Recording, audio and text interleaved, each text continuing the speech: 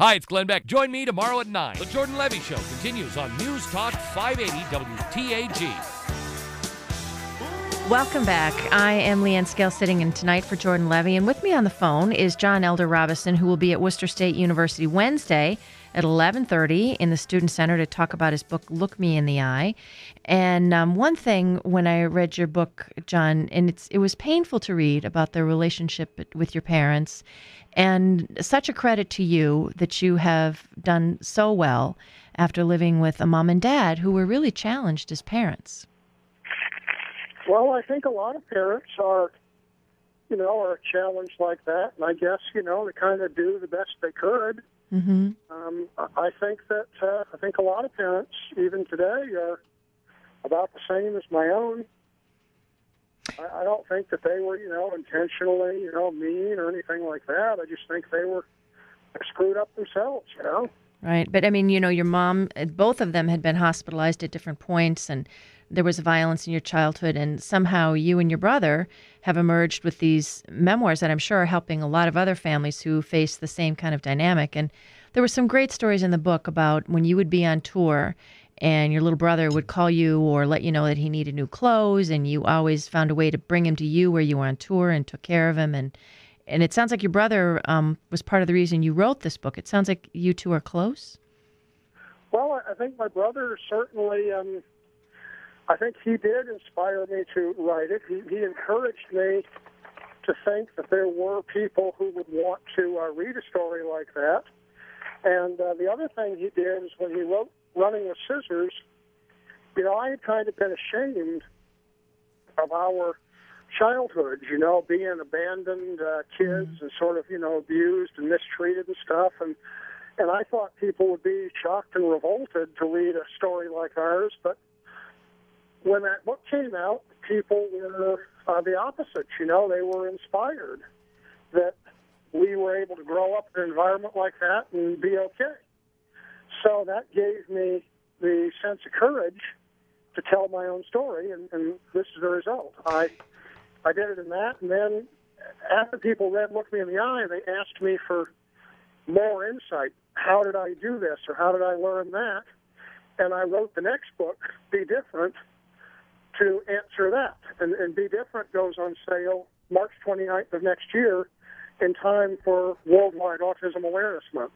Well, I will be in line to buy it because I thought, and I thought it was especially nice too. Your brother, when he was talking about you, said that he said my brother John was always a great storyteller.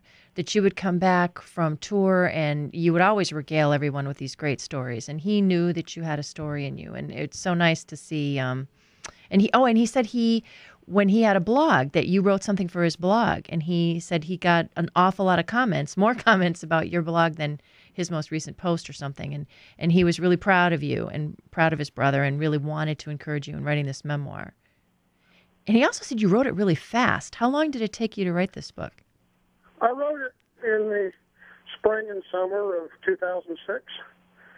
I never really tried to write a book before, but when I got the notion that I was going to write that, I just sort of sat down and did it. And I sort of did the same thing with the Be Different book. I didn't do anything for a while after Look Me in the Eye went on sale, but then I decided that I would write Be Different, and I just kind of did it, and I just wrote it in a matter of, a few months, and there it was. But you said that perhaps that has to do with Asperger's, that sometimes results in like a laser-like focus? Well, I think that people tell me, at least, that I can concentrate more deeply than most other people. And I have certainly heard that intense concentration is an autistic trait. Of course, if you think about special interests autistic kids have, what is that? If not concentration of a child, Right. So that's, again, an example of how a trait that can be disabling when you're a little boy and you can't get your mind off of the one thing you're interested in, it can be something that's a real competitive advantage in life when you're a grown-up.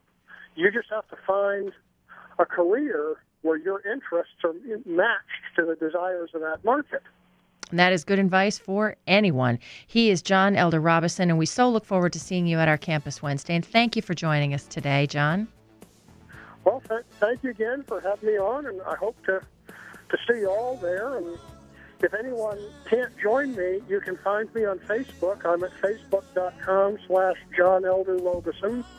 And you can just type John Robison blog into Google, and you can find my blogs, and I'd encourage anyone to interact with me there. And thank you, John. And they're great blogs. And remember, come and hear him Wednesday, 11:30. It's free, and the books are for sale in our bookstore. He is John Elder Robison, Wednesday at 11:30. I'm Leanne Scales from Worcester State. We'll be back. As more and more things change, it's nice to know your number one choice for news and information will always be there for you. News Talk 580, WTAG, Worcester.